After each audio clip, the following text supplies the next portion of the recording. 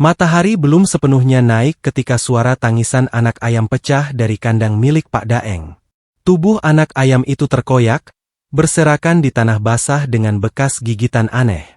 Ini bukan pertama kalinya ternak warga desa Binuang di Sulawesi Barat ditemukan mati secara misterius.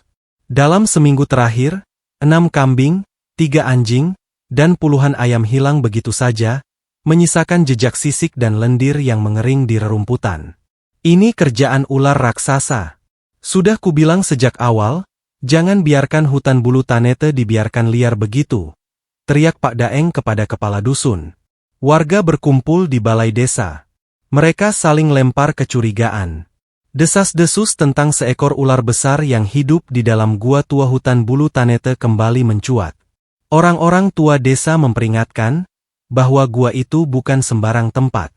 Konon, di dalamnya hidup makhluk penjaga alam, seekor ular yang menjadi bagian dari keseimbangan antara manusia dan hutan.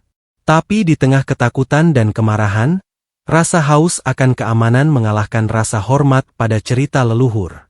Malam itu, sekelompok pemuda dan lelaki desa dipimpin oleh Pak Daeng dan Basri, anaknya, menyusun rencana pemburuan. Obor dinyalakan, parang diasah, dan jimat-jimat dari dukun desa dikalungkan ke leher mereka. Mereka bersumpah akan membunuh makhluk yang telah meneror mereka. Perjalanan menuju Gua Bulu Tanete memakan waktu 2 jam. Hutan terasa sunyi. Angin yang biasanya sejuk kini hangat dan berat. Aroma tanah lembab bercampur dengan sesuatu yang amis, menyengat. Ketika mereka sampai di mulut gua, seekor ular raksasa keluar perlahan dari dalam. Tubuhnya mengilap hitam kebiruan, panjangnya hampir 7 meter. Tapi bukan itu yang membuat mereka tercekat. Perut ular itu buncit besar, dan di belakangnya, terlihat kumpulan telur besar, bersinar redup di kegelapan gua. Namun tak ada ampun. Pak Daeng berteriak, "Serang!" Dengan brutal, mereka menghujamkan tombak dan parang ke tubuh ular itu. Ular itu menggeliat, mendesis, mencoba melindungi telur-telurnya dengan tubuhnya yang tersisa. Tapi jumlah mereka terlalu banyak.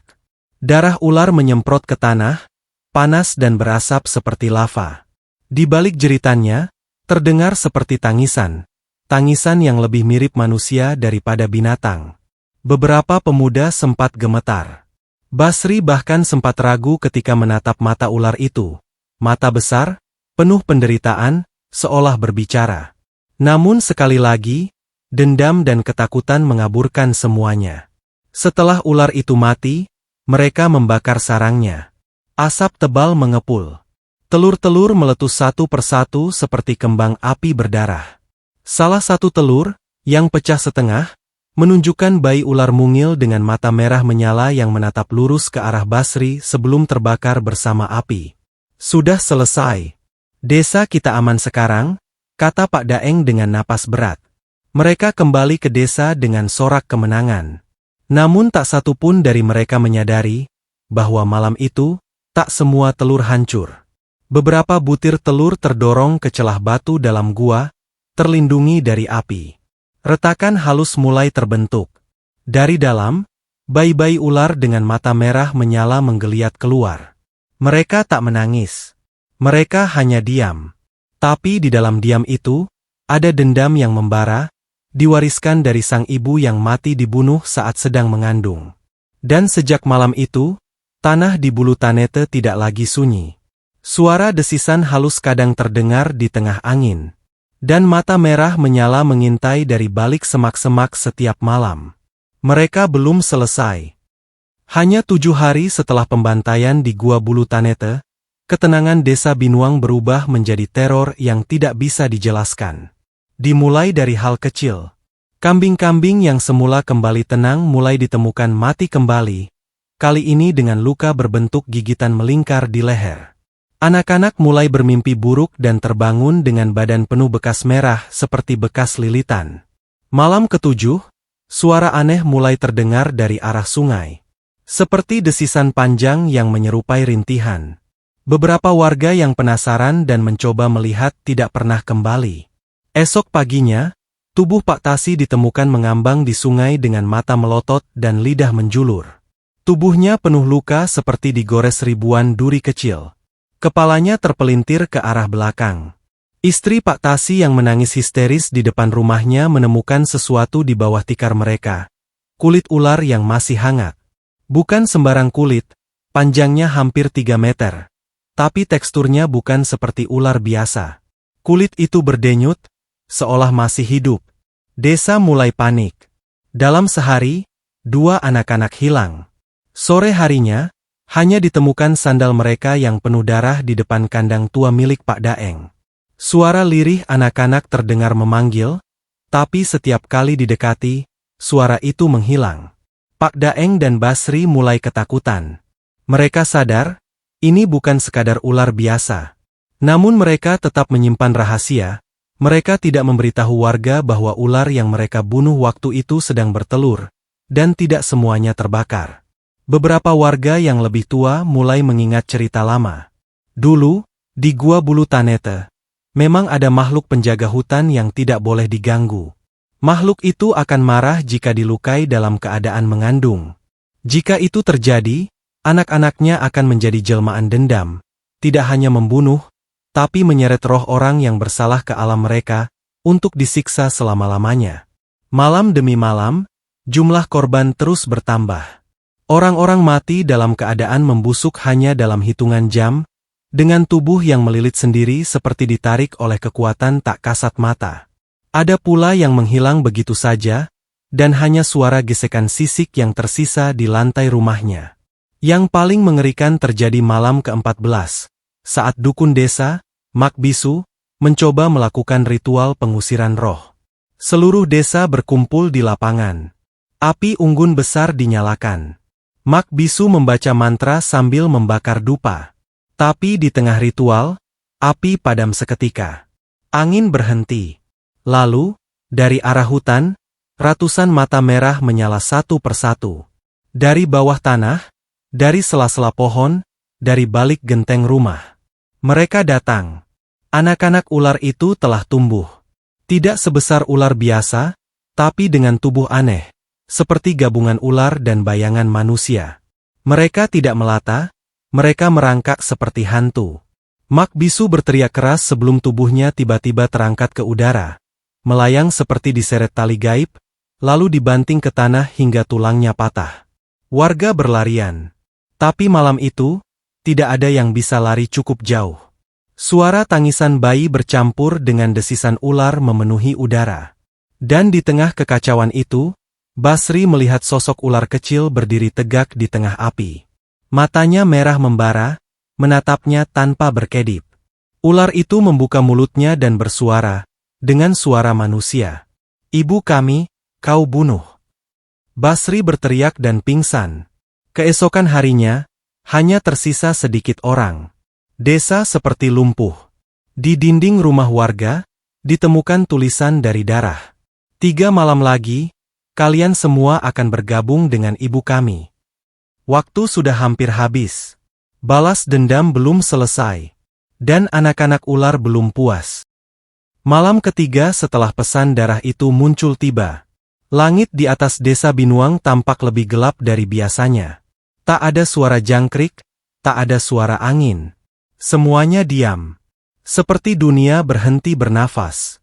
Penduduk yang tersisa, tak lebih dari 20 orang, berkumpul di masjid tua yang kini dijadikan tempat perlindungan. Di dalamnya, mereka berdoa dalam bisik-bisik ketakutan. Beberapa memeluk anak mereka yang terus menangis. Yang lain, hanya menatap kosong ke depan, seolah menunggu ajal. Pak Daeng, kini pucat dan kurus, duduk bersandar di dinding. Tangannya tak berhenti gemetar. Ia tahu waktunya hampir tiba. Basri, anaknya, belum kembali sejak malam sebelumnya. Terakhir kali terlihat, ia berlari menuju hutan sambil membawa parang dan obor. Katanya ingin meminta maaf langsung di sarang ular. Tapi semua tahu, tak ada yang kembali dari hutan itu. Tepat tengah malam, tanah mulai bergetar pelan. Atap masjid berdetak seperti dipukul dari luar. Lalu terdengar suara gesekan keras, seperti ribuan sisik mengusap dinding. Jerit bayi tiba-tiba pecah. Lalu satu persatu lampu padam. Dan dalam kegelapan itu, suara desisan menggema di dalam kepala semua orang. Bukan dari luar, dari dalam pikiran mereka. Ibu kami dibunuh saat sedang mengandung. Kini saatnya kalian menggantikan. Dari setiap sudut masjid, anak-anak ular muncul. Mereka tak hanya merangkak, mereka melayang. Tubuh mereka memanjang, menyatu dengan bayangan, dengan lidah yang terbelah dan mata yang membara merah darah. Mereka tak menggigit. Mereka masuk ke dalam tubuh orang-orang. Merayap lewat mulut, telinga, mata, menyatu dan mengambil alih. Dalam hitungan menit, jeritan berubah menjadi keheningan. Hanya tubuh-tubuh beku dengan wajah menganga dan mata kosong yang tertinggal di lantai. Sementara itu, di tengah hutan bulu tanete, Basri berdiri di depan lubang sarang ular yang dulu ia dan ayahnya bakar. Kini lubang itu membesar, seperti pintu ke neraka. Ia berdiri gemetar, tubuh penuh luka dan pakaian robek. Di tangannya, tergenggam bunga hutan yang hanya tumbuh di sekitar gua. Bunga pemohon ampun, katanya. Ia berlutut, menangis, dan bersujud ke tanah. Aku tidak tahu kau sedang mengandung, aku mohon, jangan habisi mereka semua. Dari dalam kegelapan sarang, sosok besar mulai keluar. Ular raksasa, lebih besar dari yang mereka bunuh, muncul. Tapi tubuhnya transparan. Ini bukan ular biasa. Ini roh sang ibu, ular penjaga alam yang sudah berubah menjadi makhluk kutukan. Ia menatap Basri, tapi tak menyerang.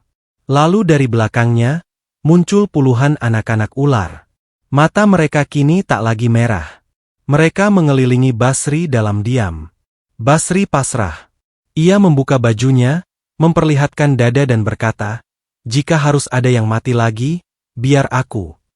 Anak-anak ular mendesis pelan. Sosok ular besar menunduk, dan lidahnya menyentuh kepala Basri.